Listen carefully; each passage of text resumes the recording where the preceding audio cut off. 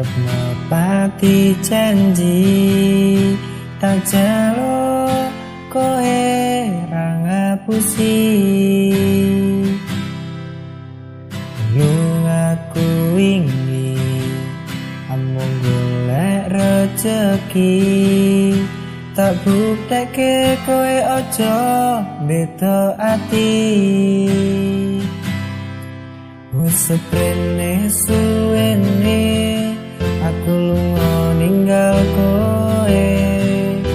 adoh parang yo mung kanggo koe aku lilo adoh omah adoh wong tuwa demi koe ben supaya tetep mulya